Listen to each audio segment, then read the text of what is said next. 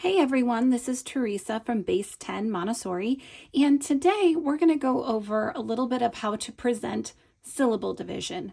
Now, if you are not familiar with syllable division, it is exactly what it sounds like. We are learning how to divide up the syllables in words. And when you go through your Orton-Gillingham training, this is a technique you're going to learn to help your students figure out how to read and spell words. Now, because I am Montessori trained, I approach everything just a little bit differently because I want to fuse these two methods together. So what I'm going to do first of all is I'm going to go over the general idea of what I'm talking about and just quickly go over the concept of this. And then what I'm going to do is I'm going to work backwards. And I am going to show you how I would present this as a primary teacher and show you how I would use syllable division in a very concrete way with my primary students, and then show you how to make adjustments along the way. So if you are not at all familiar with syllables, I do have a video out on how I present syllables in my primary classroom.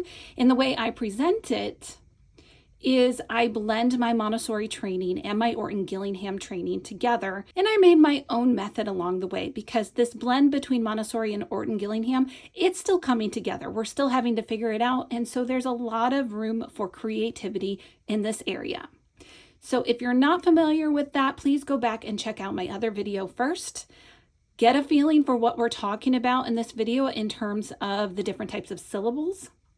And then when you're done watching that, come back to this video and I'm going to show you what it looks like to do some syllable division with your students based on the presentations that we've done in that video on syllables. So today's lesson was inspired by a conversation we had in my household. And this conversation revolved around the fact that we had a woodpecker come and visit our bird feeder. And as we were looking out the window and we were looking at the woodpecker and we were identifying the type it was, we had a question. It was a pileated or pileated woodpecker. And we started to wonder, which is the correct way to say this, right? Which one of these pronunciations is actually correct? Is it pileated or pileated? Now, because I'm Orton-Gillingham trained, I directly went back to my syllable division lessons and I thought through this word. And I thought this is a really great teachable moment because you might have a student asking you these types of questions about different things in your classroom. And instead of giving them the answer, it's good to have a way to present the answers in a lesson, right? So that's what we're going to do here. We're going to take the idea of that pileated woodpecker and we are going to go through syllable division, and I'm going to show you how both ways of saying it make sense depending how you divide up the syllables. So if you're wondering about something like the pileated woodpecker or the pileated woodpecker, you can really think of it in a couple different ways. The first step is to find the number of syllables in the word, right? Pileated. Pileated. That's 4 syllables if we say it that way. Let's say it the other way. Pileated. It's still 4 syllables. So either way we say it, we've got 4 syllables.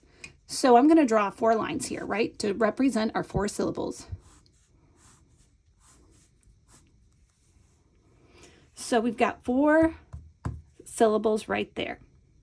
Now, depending on how we say it, this is going to look a little bit different. So let's take our first syllable and let's go with the pronunciation pileated.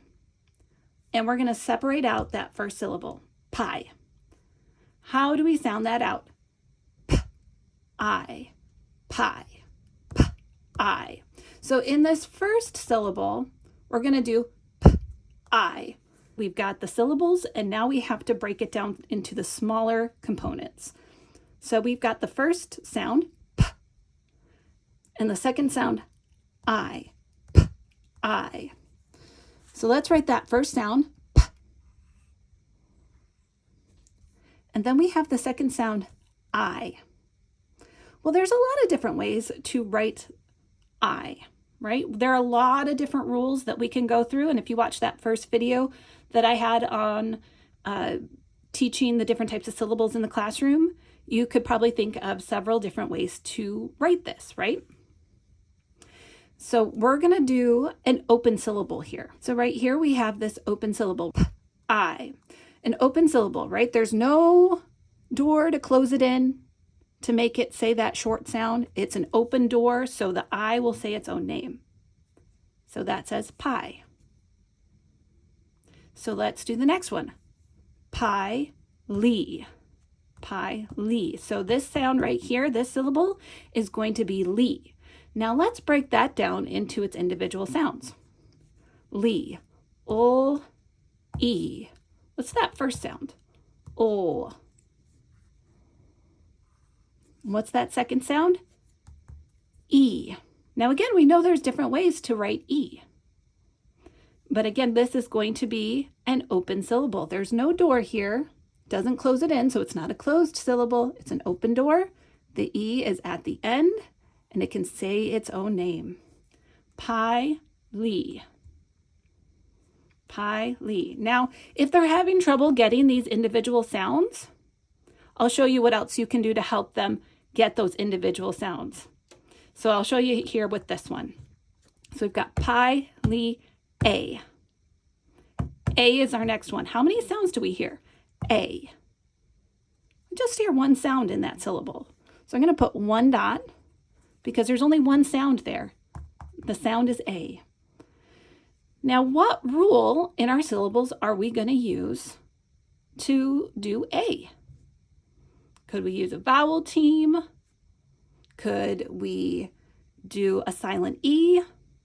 What could we use? So again, this is going to be an open syllable. It stands alone. A is going to say its own name. There's no door here closing it in, so it can't say a. So it's not a closed syllable. It's going to say A. It's going to say its own name. And for that, we can let it be an open syllable. It can stand alone, just one sound. So again, if they're having trouble with these individual sounds, just as you go through, make dots for how many different sounds. And I would say sounds, not letters, right? Because sometimes two letters make one sound. So we're not going to use the word letters there. We're going to say, these are our sound dots. P-I, pie, ol, e, lee, a. Now what's that last syllable? Let's find out the sounds there. Pie, lee, a, ted. Our last sound is ted. Let's get those individual sounds. Let's figure that out. The first sound is t, e, d, t, e, d. How many sounds are there? There are 3 sounds, so let's put 3 dots. 1, 2, 3. Okay, so what's this first sound? T, t. So we've got the t here. Let's do the next sound. T, eh, eh. Eh is E, right? And it doesn't say its own name because it's going to follow a rule. And I'll show you that rule in just a second. T, eh, d, d. So here's our last sound of d, ted. Now this vowel, it's in the middle of 2 consonants, right? So there's a door. That consonant is a door, and it closes that vowel in. And so it can't say its own name. So that makes it a closed syllable word. And so I would present this to a more advanced student like this. This is not how I would go through it in primary, but I'm showing it to you like this, more advanced first, so you have an idea of what we're doing before we go through it on a primary level. So this is just to guide you through this experience for the first time. And if you find that this is helpful for your older students, absolutely use this method. I've used it with my students as well. But again, this is not what I would do in the primary classroom. We're going to back up and figure that one out differently. So here's our first option, right? Pileated. That can work, right? But what if we changed it? What if we don't pronounce it that way? Is it possible to pronounce it a different way and still spell it correctly? So let's do this activity again, and I'm going to show you how this changes. It uses all the syllable rules correctly, but it changes the way we pronounce it depending on how we divide this word up. So again, we still have the same amount of syllables, right? Pill, e, a, ted. We're going to do it a little differently this time though. So this first sound is going to be pill. Pileated, right? If you do the pounding, you can do pileated. P-il. How many sounds did we hear? P-il. We heard 3 sounds, so let's do 3 dots. 1, 2, 3. So what's that first sound? P. I-o. Pill. Now, the reason why it sounds differently now is because we've turned this open syllable into a closed syllable, right? This consonant right here, it closed the door. The I can no longer say its own name. It closed the door, and now it has to make that short sound of I, p, ill, pill. So this changes the word a little bit, doesn't it? So let's go on. Pill, E. E. How many sounds did you hear? E. Just 1. So let's put that dot there. And again, how are we going to write that E sound? There's so many choices. Now, as an adult, you know that it's going to be the E saying its own name because it's an open syllable, right? However, a child, particularly a child in the primary environment, they're not going to know which rule to follow. So what if they decided to do EA and make it a vowel team? Well, if you are in the primary classroom, if you're in that 3 to 6 age group, and they choose a different syllable rule to make the E sound that is not correct, and you know if they looked it up in the dictionary, it would be wrong, we're not going to correct them. That's not what we do in the primary environment. Elementary could be different, but in the 3 to 6-year-old environment, if they choose something that is logical there, that follows the rules that you introduced for them, not going to correct it. Right? And they might see this as a vowel team, but you know as the adult that it doesn't work that way, right? But if the child does that, if they make a choice like that, especially the younger children, it's okay, don't correct it. They understand the purpose. They understand the concept of the syllables. They understand the rules. And as they get older, the spelling will come. And I do have lessons on how to teach spelling in the primary environment for Montessori, and that will be in my next video. So if you're wondering how we ever teach the correct spelling of a word, I'm going to get to that, so be patient. But that's not where we do this. When we're working on this and it's a primary age student, as long as they are choosing something that makes sense to them, just let it go. Allow them to spell it that way. So again, we have pill, E, A, right? Again, these two are going to match. We've got one sound, that's A. And of course, it says its own name. Let's do this last one. The last syllable, Ted. It's going to be exactly the same. You've got those 3 sounds. T, E, D. And you're going to do the T-E-D. This syllable did not change. It is still a closed syllable. And the E makes that short sound. So this is the concept of syllable division. This isn't how the Orton-Gillingham methods are presented, but this is how I am working through it to show you the idea of syllable division. There's a lot more complexity in the Orton-Gillingham lessons, but maybe for your environment, maybe for your homeschool or your classroom, maybe this is enough for a lot of students to help them. And maybe a more intense version like the Orton-Gillingham official lessons, maybe those might be necessary for students who are struggling. But this might be a great place to start if you are working with older students that just need a little bit of help spelling things out and understanding syllables. So this is just an overview of the difference between, first of all, how do we break up a word into its syllables? How do we know which rule to follow in each section, right?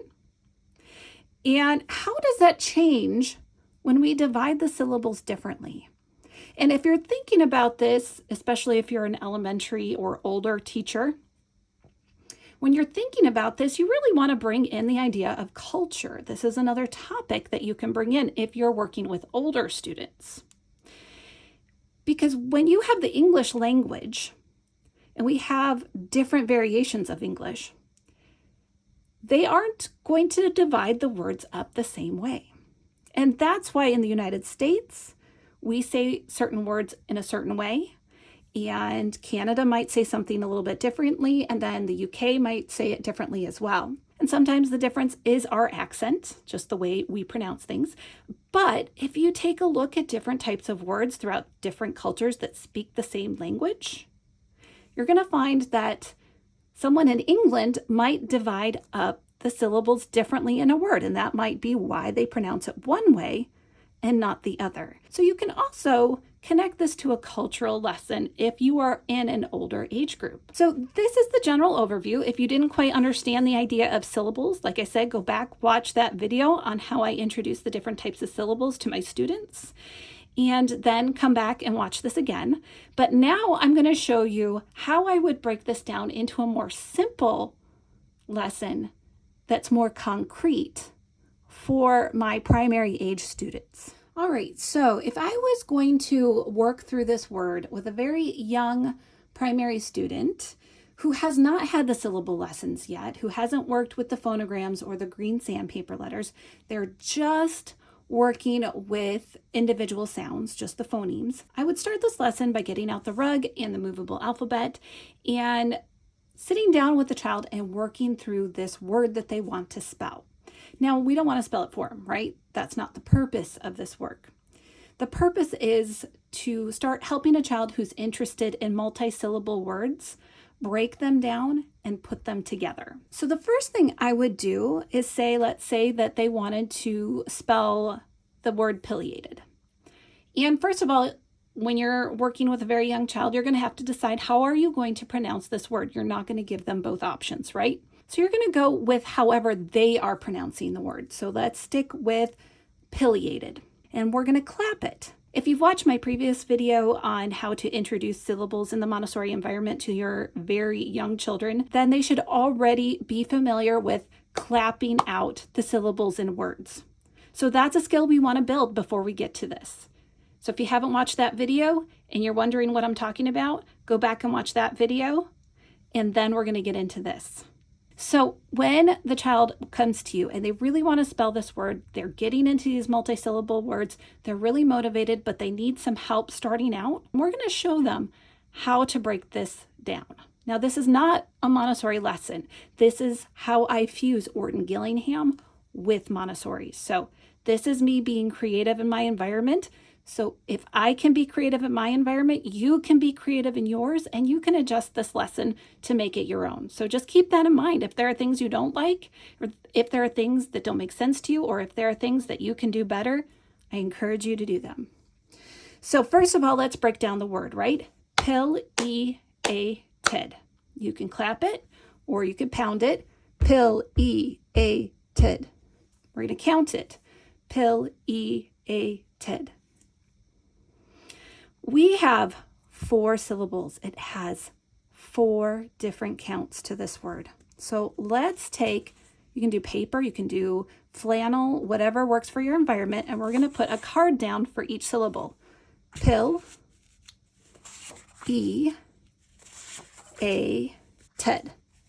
All right, let me fix this so you can see it a little bit better. And now, because we are working with a small space, I am not using a wooden movable alphabet. I'm just putting out the letters, and these letters, you could make your own out of paper, but these I actually got from Montessori Printshop. If you're interested in having this specific copy of the movable alphabet in a paper form, I will put a link below the video so that you can link to the Montessori Printshop and download a copy for yourself. So if you're not able to have a wooden movable alphabet, don't worry.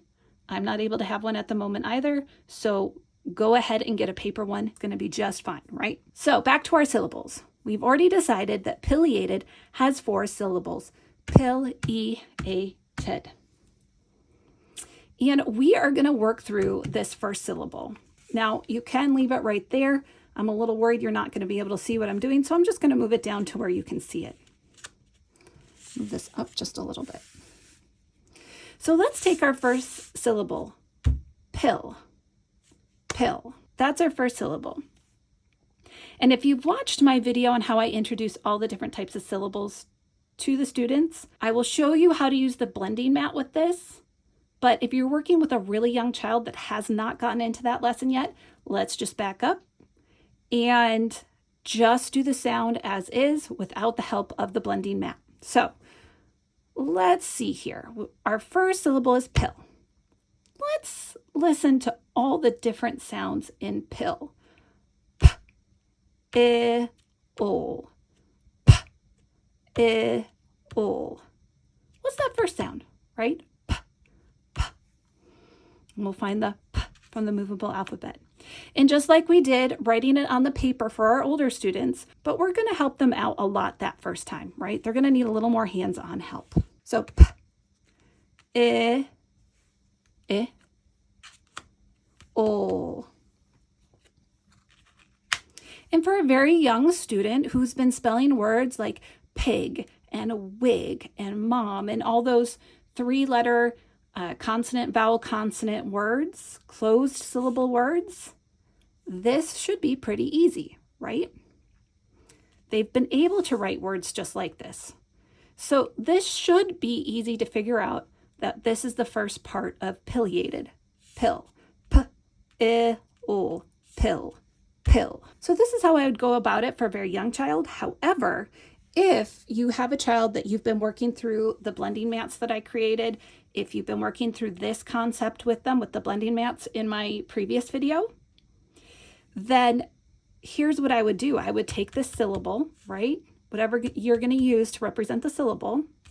And before you start putting your sounds out, put the syllable mat down on it and say P, I, O. So when you go to separate it out, they can see. And this might help them if they're really struggling with hearing that sound, P, I, O.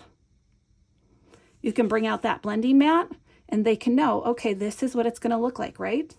We've got the P, I, O, pill. Okay, so the blending mat works with this, right? We can do a closed syllable just like we showed in our other videos. It follows the CVC pattern.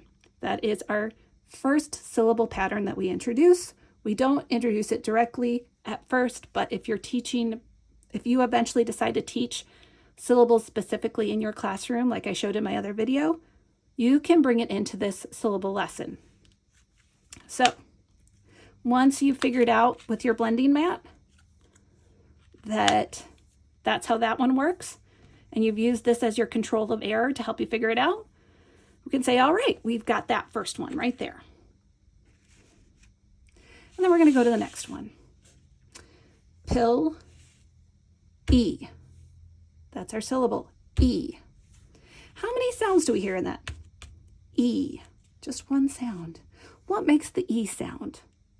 And if they're a very young student, obviously, they're probably just going to pick E, even though you haven't given them the lesson on open syllables, right? If you say E, they already know their letter names most of the time, and this is why it is important to teach them letter names, even though the Montessori AMI Montessori album does not teach letter names. They only teach letter sounds. It is important to introduce that eventually. And most of the children in our environment do come knowing the letter names more than the sounds. So this isn't something we usually have to worry about, but I've seen a few instances where it is a little bit problematic that they don't know the letter names. So it is something to be aware of. Now, if you're working with an older student that's working through those different syllable sounds and you've taught them the idea of the open syllable, right? It's open. There's no doors closing it shut, right? There are no doors closing it shut. It's open, right? Like that. There you go. Open syllable right there. So the blending mat shows you that this is an open syllable. So we can put that right there. And then move on to our next, right?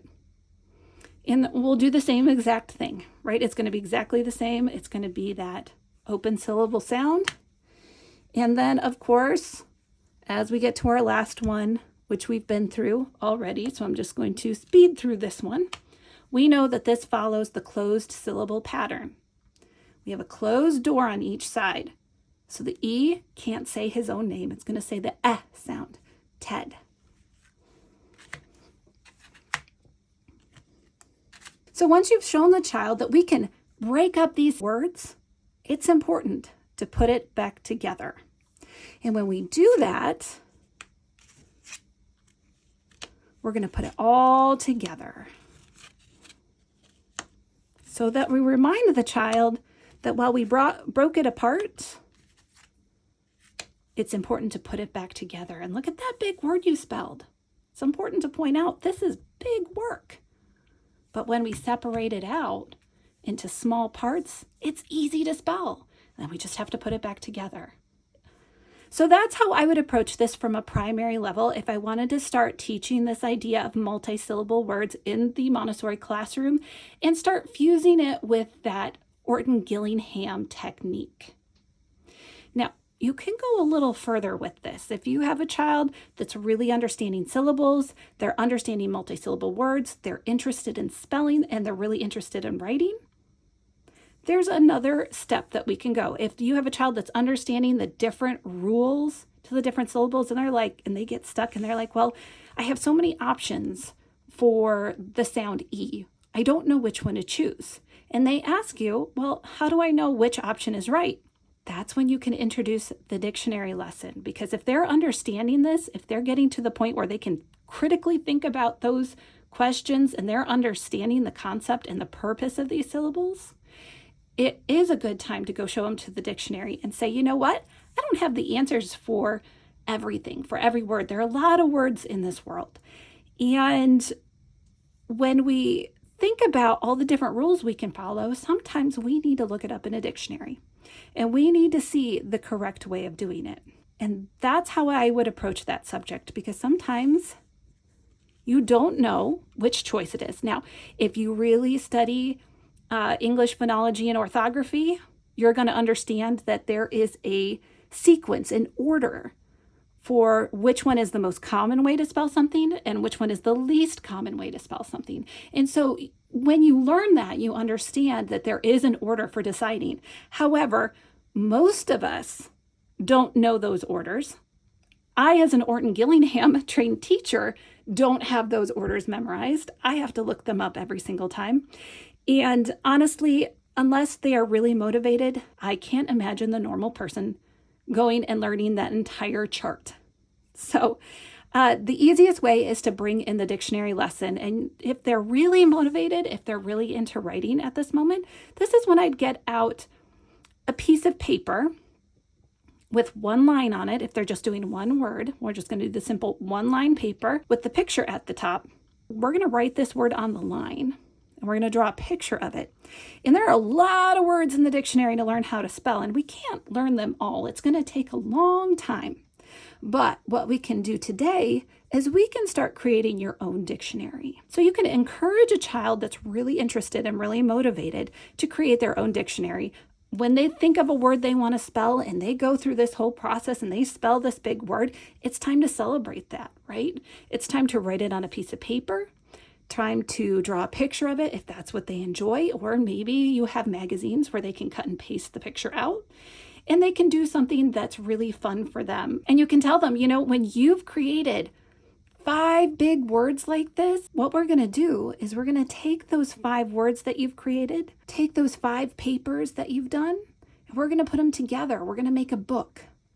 So even though you might not be able to learn all the words in this big, huge dictionary, we're going to make a smaller dictionary just for you on the words you're learning. And when you get 5 or however many you want to choose for your classroom, we're going to put it together and we're going to make your own dictionary and we're going to send it home to your parents, right? So that's just a couple ways I would work through syllable division and bring it into other lessons in the classroom. So I hope this has been helpful. I hope you like this idea of syllable division. I hope this gives you a few ideas of how to introduce this into your classroom. You can go more complicated like we did at the beginning and just do a piece of paper and just some pencils and draw it out. And that would be perfectly fine for an elementary or older student. But if you want to go back to basics, go back to the primary level, first of all, we got to start by figuring out what is a syllable, right? We're going to have to start by doing syllable games of hickety, pickety, bumblebee. We're going to have to start doing syllable games. Start with that. And then when they get into the movable alphabet, we're going to bring those syllables back. and we're going to start using them to build bigger words. And when they start building those bigger words, we're going to start introducing phonograms, and we're going to start introducing those syllable ideas. And if you are interested in Orton-Gillingham style lesson in your Montessori classroom, check out my video, because I did develop my own method for introducing phonograms and syllables and blending it with Montessori. And so I use these different mats to teach them. And so you can use these mats with this syllable lesson, and they're really easy to make. I just made mine out of felt, but you could do paper, whatever's easiest for you. So that's how we start bringing it all together. That's how we really start to connect those basic lessons of learning the syllables, learning the movable alphabet and how to break things down, and then learning the different types of syllables. And that's going to really help your classroom move to the next level as far as reading and writing. So that's all I have for you today. If you like this video, don't forget to give it a thumbs up. Don't forget to like, share, comment, and subscribe to the channel, and I will see you in the next video.